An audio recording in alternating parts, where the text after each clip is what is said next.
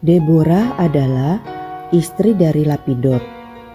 Tidak diketahui Lapidot bekerja sebagai apa, tapi Deborah adalah seorang yang sangat mengasihi Allah. Ia sering menggubah syair puisi atau nyanyian kepada Allah di bawah pohon kurma.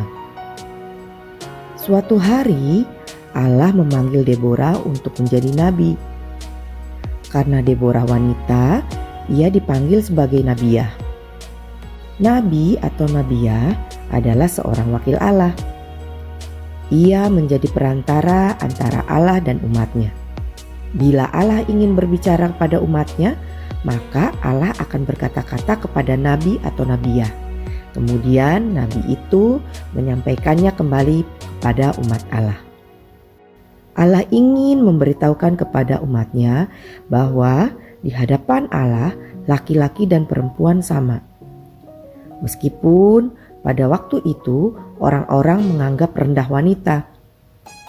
Nabiah Deborah sering menerima tamu, di mana mereka datang mencari Deborah untuk meminta nasihat atau membantu menyelesaikan masalah mereka. Kadang Deborah bertindak sebagai hakim atas mereka. Pada masa itu, orang Israel melakukan apa yang jahat di mata Tuhan. Tuhan membiarkan mereka menanggung akibat dari dosa mereka.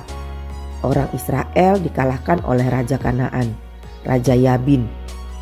Panglima tentara Raja Yabin bernama Sisera.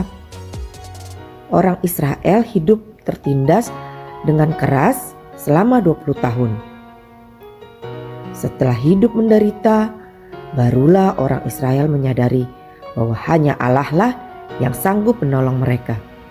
Mereka mulai berdoa, meminta pertolongan kepada Allah. Orang Israel datang kepada Nabiah Deborah untuk meminta petunjuk keluar dari penderitaan itu. Deborah pun menyuruh memanggil Barak bin Abinoam. Ia adalah panglima tentara orang Israel. Tanya Deborah kepada Barak, "Bukankah Tuhan sudah menyuruh kamu bergerak menuju Gunung Tabor dengan membawa 10.000 orang Naftali dan Zebulon?" Lanjut Deborah, "Dan aku meminta Sisera, panglima tentara Yabin, dengan kereta dan pasukannya menemui engkau di sungai Kison. Aku akan menyerahkan dia ke dalam tanganmu." Nabiah Deborah membantu panglima Barak untuk mempertemukannya dengan panglima Sisera.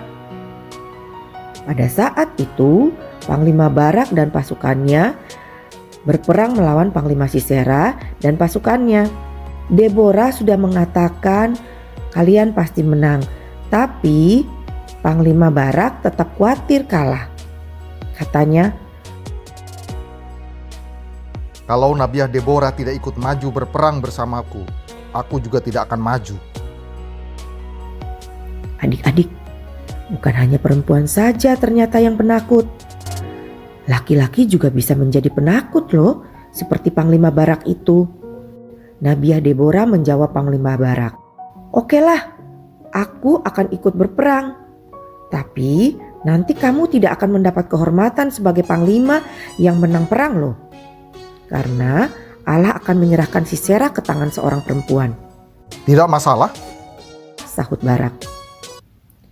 Lalu pergi berperanglah Deborah dan Barak beserta pasukan Israel.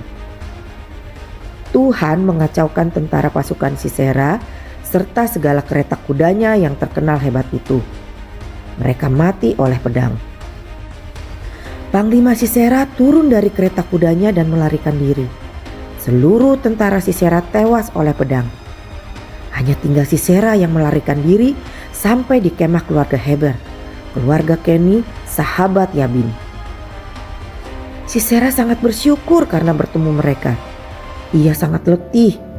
Yael, istri Heber, memberinya susu dan selimut agar Sisera beristirahat di dalam kemah. Karena terlalu letih, tidurlah Sisera dengan nyenyak.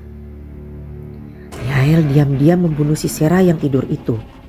Ketika Panglima Barak sampai di perkemahan Heber, ia sudah mendapati Sisera mati di tangan Yael. Demikianlah Allah membebaskan orang Israel dari penderitaan yang disebabkan oleh Sisera.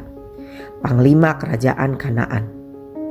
Lihatlah adik-adik, seorang wanita seperti Nabiah Deborah, wanita yang direndahkan oleh kaum laki-laki, tetapi bagi Allah, wanita dan laki-laki setara. Tuhan mengangkat Deborah sebagai nabi dan hakim bagi orang Israel. Di tangannya, bangsa Israel terbebas dari kejahatan Raja Yabin.